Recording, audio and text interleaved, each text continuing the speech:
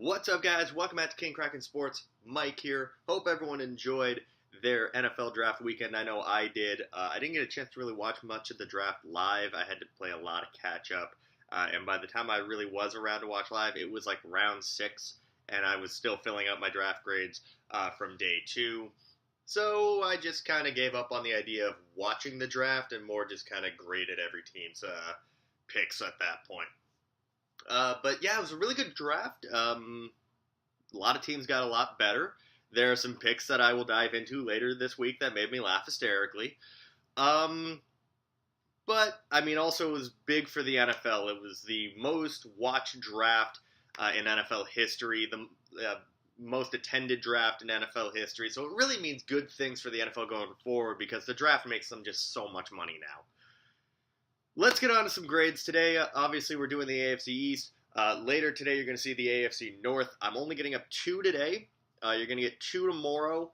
And then on Wednesday, I'm going to do the entire NFC just to get it done. And then Friday, I'll probably have some, like a 10 takeaways video from the NFL draft. And that'll be it for 2019.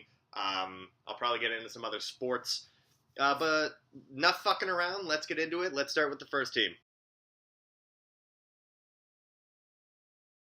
I don't know how the Jets end up always getting these amazing players to fall into their lap. You look at 2017, Jamal Adams was not expected to be there when they got him. They got him.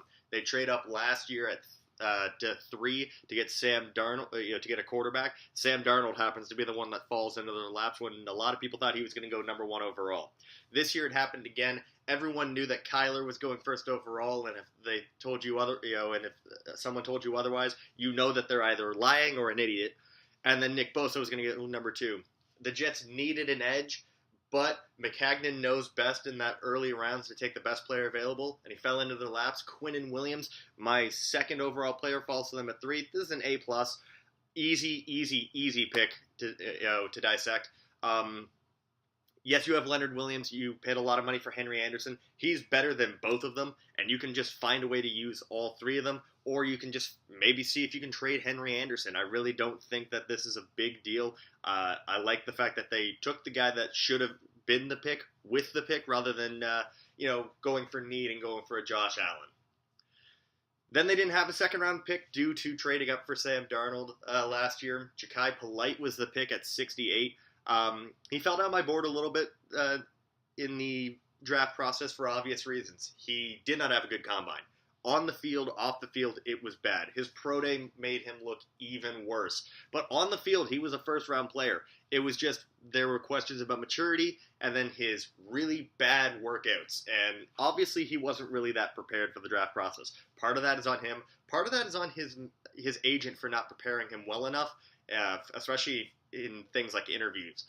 So he fell down the board a bit for me. This, like I said, on-field first-round pick. In my opinion, when it was all said and done, he ended up coming in at 58 on my board. They got him at 68, got their need filled, and they got it in the 3rd round. That's big. So I gave that an A. Coming back later in round 3, Chuma Edoga. I believe that is how you pronounce that last name. I'm not entirely sure. But this was Sam Darnold's offensive tackle at USC. I had heard of him. I hadn't exactly gotten around to watch him. Now, this happens a lot. This will happen in every draft where there's a guy drafted that I don't get the chance to watch. In a lot of cases, unless it's a special situation, this gets a C because either, in my opinion, it will work or it won't. Now, I gave it a C because, again, I didn't watch the guy, but many people thought that this was going to be a little bit of a reach, and the USC coaches, apparently, according to Matt Miller, absolutely trashed Edoga in interviews. So this must have been McCagnon asking Sam, like, Edoga, is he your guy? And Darnold must have said that it was his guy. So that's the pick. Again, a little bit of a reach, a lot of risk, but who knows? They really need offensive tackles in New York. 121, another player I hadn't gotten around to watching, that's the West Virginia tight end H-back Trayvon Wesco. Again, not on my board. I gave it a C. They really do need a tight end there to go along with Herndon. The Jets really haven't had one in a decade and a half, essentially. So, yeah, gave it a C, but, I trust this pick. This is a pick I really like coming up next at 157, getting Blake Cashman, the linebacker out of Minnesota. Again, pick 157 item at 79 on my board. This is an A+. They knocked this out of the park.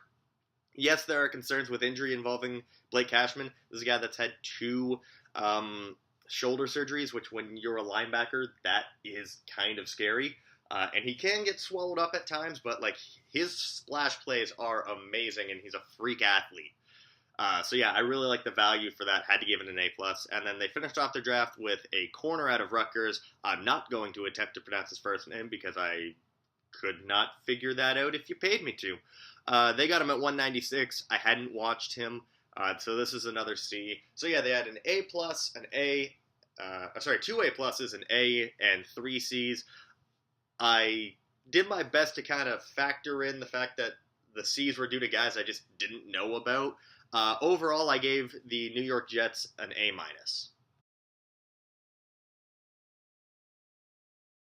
Not to be outdone by the New York Jets, the Buffalo Bills themselves had a phenomenal draft. Brandon Beane, if you ask me, is one of the more underrated general managers in the entire NFL. He's definitely a fuckload better than Doug Whaley, so let's get into it. At 9, Ed Oliver falls into their lap. A lot of people thought that maybe they were going to go Jonah Williams here. They took Ed Oliver. This was a fantastic pick. They needed a defensive tackle. He's got insanely high upside.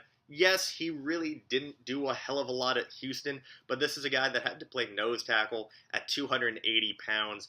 That was never really going to translate all that well. Now they can move him around as like a versatile chess piece. Love the pick. I had him at 5 on my board. I gave this an A. In the second round, you trade up a little bit. Cody Ford fell a bit in the draft just due to being like a road grader, and a lot of teams wondering if he could play tackle at all, and mostly just labeling him as a guard. So they took him at 38. I had him at 20. This is an A+. Again, another great pick. LaShawn McCoy is getting a lot older.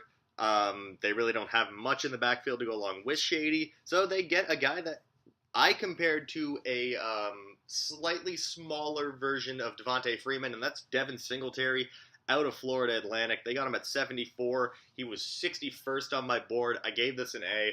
This is a guy, he's got to work a little bit on the fumbling, but, I mean, we said that about LaShawn McCoy for years. They run almost exactly the same. This is a really good pick.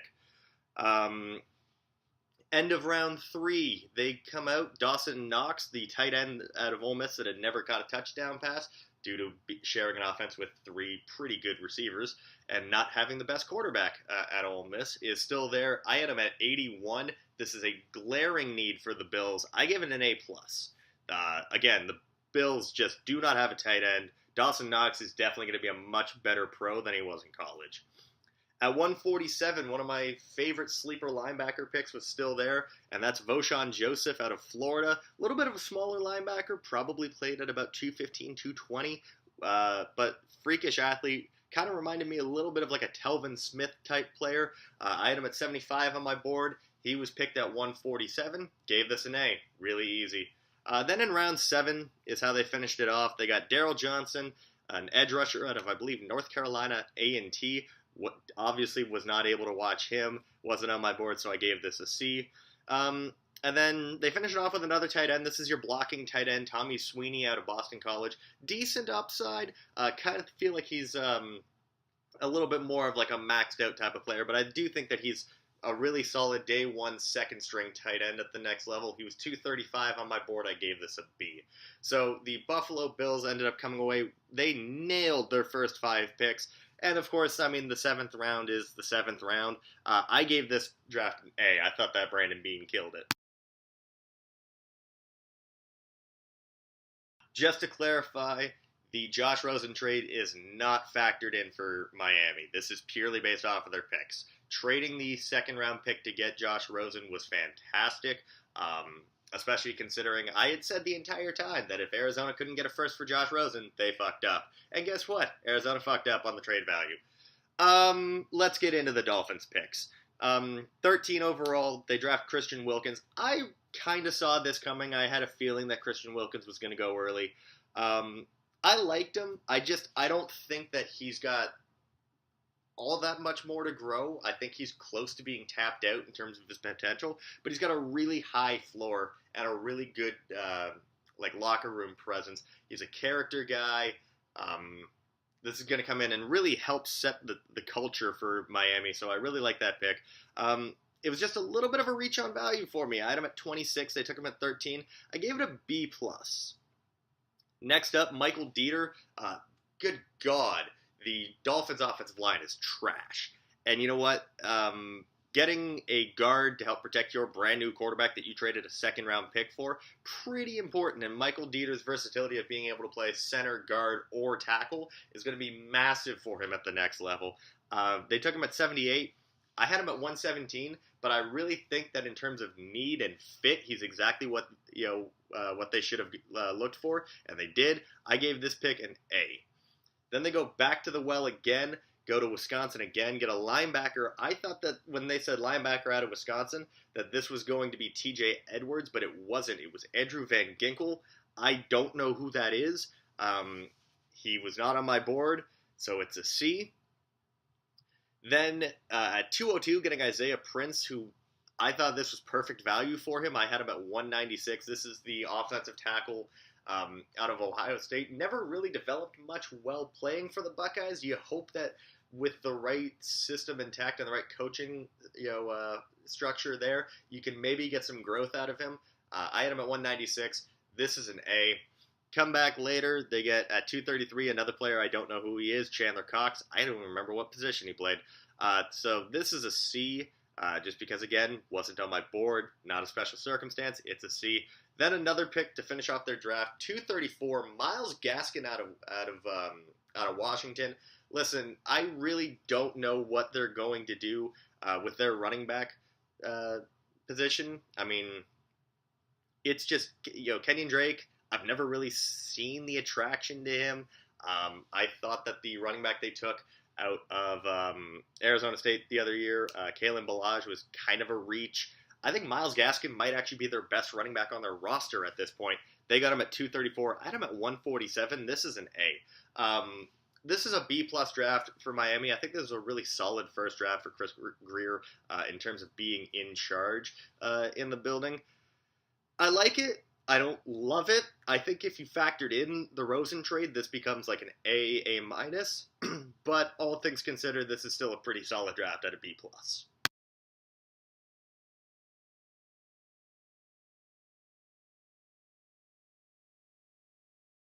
Surprise, surprise, the New England Patriots had a fuckload of draft picks that they had to get rid of. And, they did what they always do. They move around the board, they accumulate more picks, and they got some really solid players. So let's get into it. At 32, N'Keal Harry.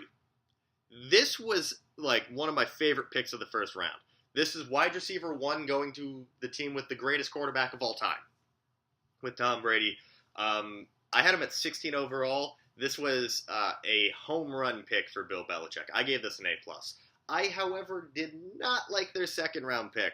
Jawan Williams was a reach, especially when you factor in, yes, I know that they want the big, tall corners. There were better big, tall corners still on the board when you think of Greedy Williams. Julian Love was a player I thought they might have looked at that pick. I really didn't like the Jawan Williams pick.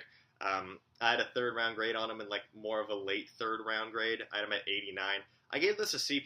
It fits their system, but when Greedy fucking Williams is on the board and he's still big, long, fast with ball skills, I don't understand why you go Jawan Williams. I didn't really like that pick. They made up for it in round 3. They really did. Because at 77, they got one of my favorite players in the class, Chase Winovich. This screams Patriots pick for me. But he's not kind of like your Rob Ninkovich, unathletic, big, white defensive end. This is more of a Mike Vrabel type pick. Chase Winovich was an insane athlete. Was probably the best player on that Michigan defense when you factor out potential and more just how they were in college. This was a fantastic pick. 40 spots of value. I gave this an A+. Now, New England's running back room, it's pretty crowded right now. You've got Sony Michel, Jeremy Hill, who's a nothing, James White, Rex Burkhead. There's probably 4 or 5 other running backs I'm missing, knowing Bill Belichick. But it looks like they might be starting to wean out some of those bad players, because when you draft Damian Harris at 87 overall, you can say bye-bye to probably about 2 or 3 of those guys. It's probably going to come down to James White, Damian Harris, and Sonny Michel running that room. This was a fantastic pick. I had Damian Harris at 72 on my board. They got him at 87. I love the fit. I love the value. This is an A. At 101, getting one of my favorite offensive line prospects in the class, Yadni Kajus. The only reason he fell on my board was due to a quad tear. I thought his tape was fantastic. I thought he was maybe a first-round player before the injury. I thought the injury was going to raise some red flags, and he was obviously going to fall a bit. He was 65 on my board. They got him at 101. This is amazing. This is another A+. Then, day 3, Hjalte Froholt, the Danish guard from Arkansas. I didn't really like his tape. I didn't think he was really anything to write home about. They got him at 118. I had him at 226 on my board, so this is really a reach. He was kind of in that borderline draftable area for me. I gave this a C, but knowing Belichick, this guy's going to become an absolute monster. Belichick loves to draft his successor to Tom Brady and then trade him for a first-round pick in a few years. This might be the next guy, Jarrett Stidham. This isn't around where I thought Stidham should go. I thought the second and third round hype was a little bit rich for me. They took him at 133. I had him at 145. Brady needed a backup in case, disaster struck. Jarrett Stidham needs to sit behind someone anyways. Why not learn from the best quarterback that's ever played in the NFL? I gave this an A-. Then Byron Cowher, the defensive lineman out of Maryland, wasn't on my board, gave it a C. Jake Bailey, who is a punter, this is one of those special circumstances. If it's a team need, like a specialist, I don't watch special teams players. So I gave this a B, because if you're drafting a punter, you probably need a fucking punter. And then Ken Webster out of Ole Miss at 252. I'd watched a little bit of him, but I hadn't quite finished him yet. They got him at 252. He wasn't on my board, but I kind of liked what I saw. This would have been pretty decent value if I had finished his evaluation. So yeah, this is a B-. Overall, Patriots with another really good draft. This is an A- overall grade for them.